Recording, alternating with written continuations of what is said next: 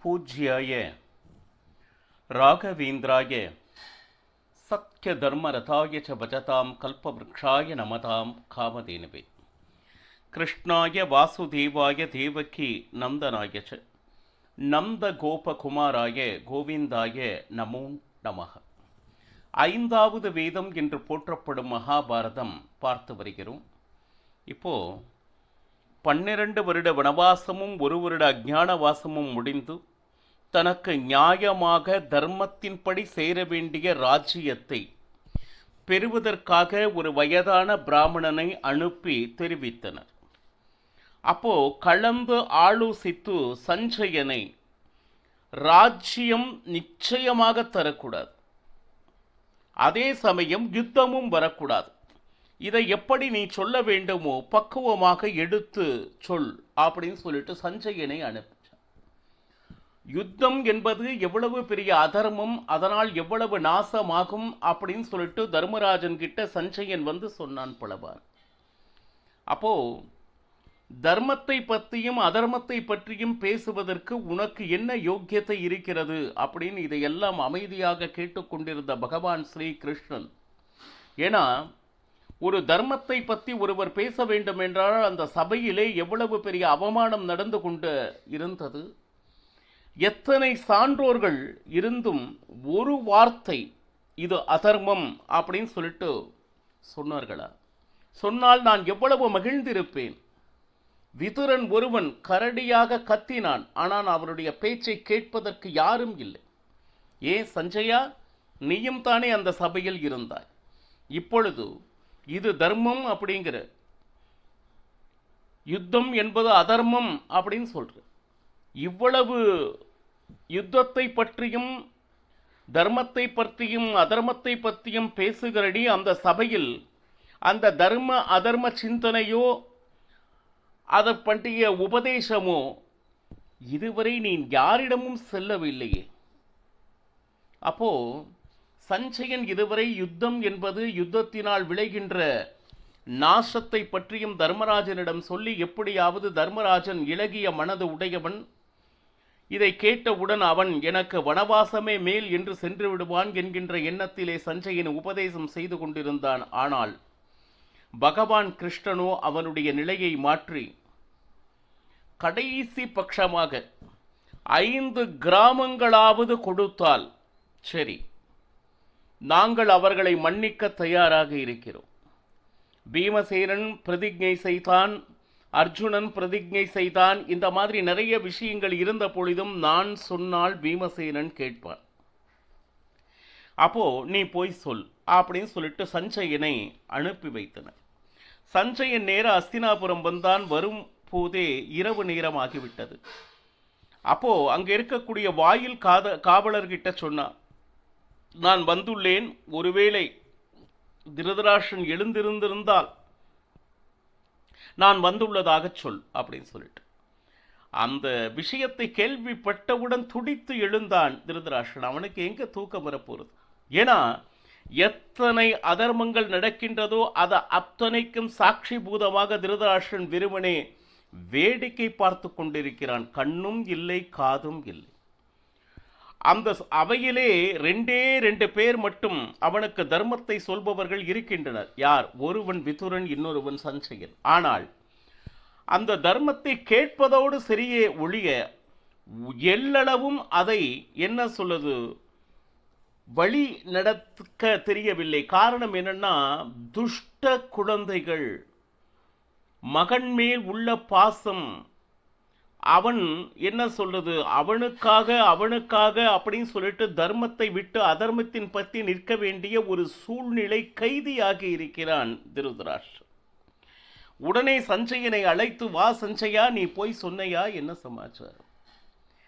அவங்க அத்தனை பேரும் உங்க அத்தனை பேரையும் விசாரிச்சாங்க. முதல்ல பீஷ்ம துரோணாதிகள், திருதராஷ்டிரர், அங்கு அனுப்பி வைத்த அந்த பிராமணர்கள், இவர்கள் அனைவரையும் நான் மிக மிக மிக கேட்டதாக சொல். துரியோதனன், சகுனி, கர்ணன் உட்பட அனைவரையும் ரொம்ப விசாரிச்சாங்க.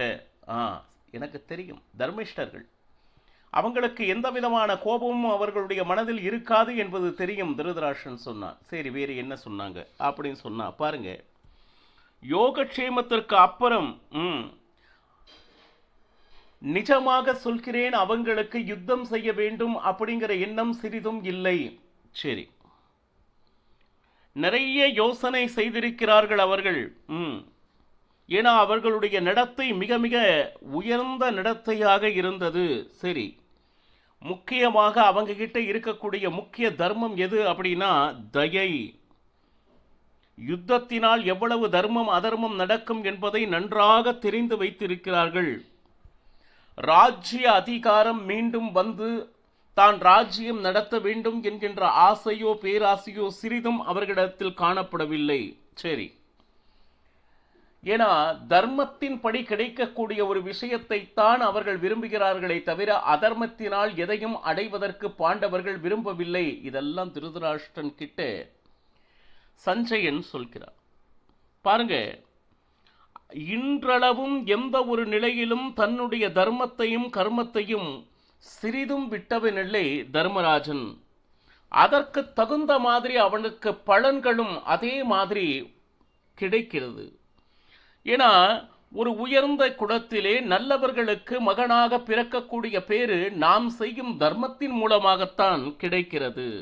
பாருங்க, நமக்கு கிடைக்கக்கூடிய குழந்தைகளும் சரி, நமக்கு அமையக்கூடிய தாய் தந்தையிலும் சரி, நாம் செய்த தர்மத்தை வைத்துத்தான் நாம் எந்த இடத்தில் பிறக்கிறோம், நமக்கு எந்த மாதிரியான குழந்தைகள் பிறக்கிறது என்பதை முடிவு செய்கிறது. இது பாருங்க, திருதராஷ்டிரனுக்கு எப்படி அப்படின்னு கேட்டீங்கன்னா, நீ எந்த தர்மமும் செய்யவில்லை, அதனால தான் உன்னுடைய குழந்தைகள் துஷ்டர்களாக இருக்கிறார்கள். அப்போ துஷ்டர்கள் என்ன நடக்க சொல்கிறார்களோ அதன்படி நடக்கும் ஒரு பொம்மை போல நீ இருக்கிறாய். திருதராஷ்டிரனை பார்த்து பயமோ, அவன் ஒரு ராஜன் அப்படிலாம் ஒரு பயமும் இல்லை சஞ்சயனுக்கு. சரி, இப்போ எனக்கு தெரிந்தது நான் சொல்றேன். திருதராஷ்டிரா, நீ கேள். என்னது? நீ இப்பொழுது கெட்ட கர்மங்களை செய்து கொண்டிருக்கிறாய்.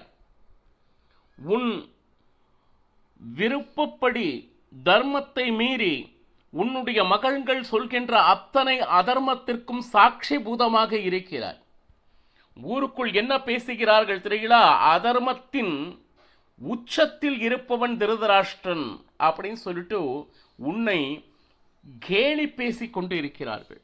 கொஞ்சம் நினைச்சுப்பார். இதுல என்னன்னா, துரியோதனன் தவறு செய்கிறான் அப்படின்னா அதற்கு காரணம் யார்? அதற்கு இடம் கொடுத்தது யார்? அதை நடைத்தது யார்? அவன் நினைத்ததை நீ என்ன சொல்லுது, அந்த அதர்மத்தை வேடிக்கை பார்த்து கொண்டிருக்கிறாய் என்றால் அந்த ராஜனுடைய அந்த ஸ்தானம், அந்த ஸ்தானத்திற்கு நீ யோக்கியமாக இருக்கிறாயா என்பதை என்றேனும் சிந்தித்தாயா? பாருங்க, ஒரு ராஜனை பார்த்து இவ்வளவு வேகமாக பேசக்கூடிய அந்த உரிமையை கொடுத்து வைத்திருந்தான். எது தர்மமாக இருந்தாலும் சொல், நான் கேட்கிறேன். ஆனா கேட்பதோடு சரி, ஓ இது தர்மம் இல்லை, அப்புறம் ஆனா தர்மம் இல்லை அப்படின்னு தெரிஞ்சு அதை செய்ய வேண்டிய ஒரு நிர்பந்தம் இருக்கு அப்படின்னு சொல்லிட்டு, இப்போ பாண்டவர்கள் எவ்வளவு வினயத்தோடு கேட்டார்கள் தெரியுமா? அந்த ராஜ்யத்தின் மீது ஆசை இல்லை, ஆனால் ஒரு 5 ஒரு கிராமம் கொடுத்தாலும் போரும் அப்படின்னு சொல்லிட்டு பணிவாக அவர்கள் கடைசியாக கேட்டிருக்கிறார்கள். கொஞ்சம் நினைச்சு பாருங்க. நீ இப்பொழுது செய்து கொண்டிருப்பது நிச்சயமாக நல்லதாக அமையாது. மற்றவர் ராஜ்யத்தை அபகரித்து வைத்துள்ளாய். இதற்காக நீ கொடுக்கப்பட வேண்டிய விலை மிக மிக மிக அதிகமாக இருக்கிறது. பெரிய துக்கம் உனக்கு காத்திருக்கிறது, மறவாதே. இன்னும் அநியாயம் செய்யாதே. உன்னுடைய மகனுடைய வார்த்தையை கேட்டுக்கொண்டு அதர்மத்தை செய்தால் உன்னுடைய குல நாசம் என்பது தவிர்க்க முடியாததாகும். பாருங்க, மகனுக்காக நீ அதர்மத்தை செய்து கொண்டு இருக்கிறாய். அந்த பிரஜைகள் ஒவ்வொருத்தரும் காரி உமிழ்ந்து கொண்டு இருக்கிறார்கள். சரி, பாருங்க, நல்ல குலத்தில் நீ வந்துள்ளாய். ஆனால் நீ செய்கின்ற அதர்மம் ஒருவேளை உனக்கு கஷ்டம் வந்தால் அதிலிருந்து உன்னால் மீளவே முடியாது. ஒருவேளை அந்த கஷ்டம் வரும்போது நீ தர்மத்தின்படி நடந்திருந்தால் நிச்சயம் அதிலிருந்து வெளிவருவதற்கு ஏதோ ஒரு மார்க்கத்தை இறைவன் காண்பிப்பான். ஆனால் இப்ப என்ன அப்படின்னு கேட்டீங்கன்னா, அதர்மன் படி நடக்கிறதுனால உனக்கு ஒருவேளை கஷ்டம் என்கின்ற யுத்தம் வந்தால் அதிலிருந்து உன்னால் மீளவே முடியாது. இன்னும் சொல்லப்போனா, இந்த ராஜ்ய சிம்ஹாசனத்தில் உட்காருவதற்கு கொஞ்சம் கூட யோக்கியதை அற்றவன் நீ. யாரால சொல்ல முடியும்?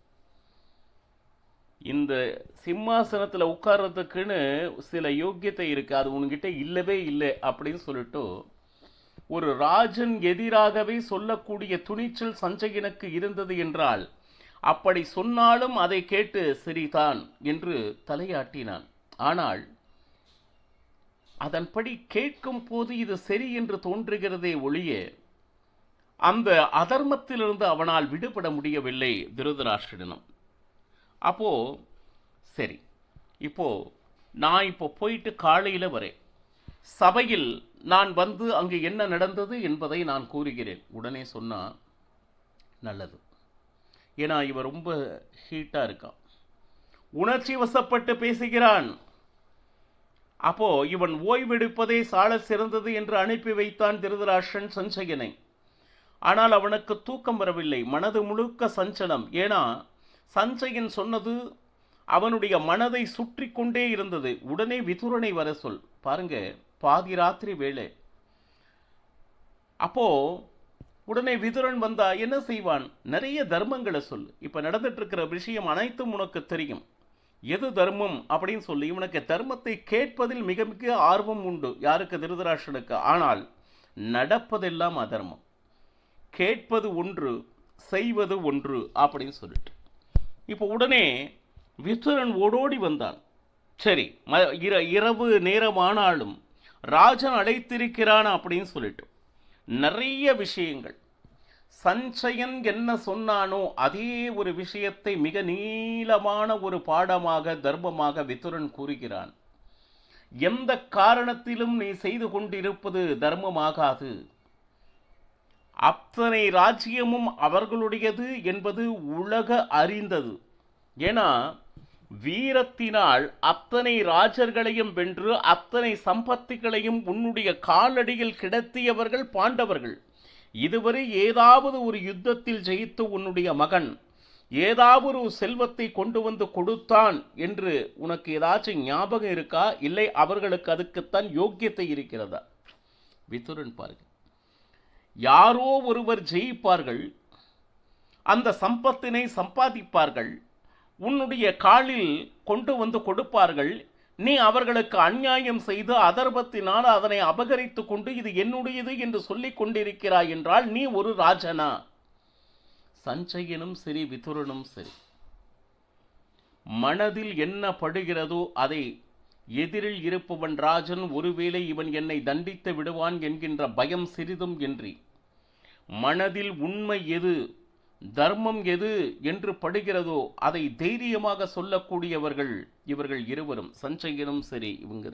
சரி, இப்போ ஒருவேளை நீ அவர்களுக்கு சேர வேண்டிய அந்த ராஜ்யத்தை கொடுக்கவில்லை என்றால் அதற்காக நீ வாங்க வேண்டிய விலை மிக அதிகமாக இருக்கும்.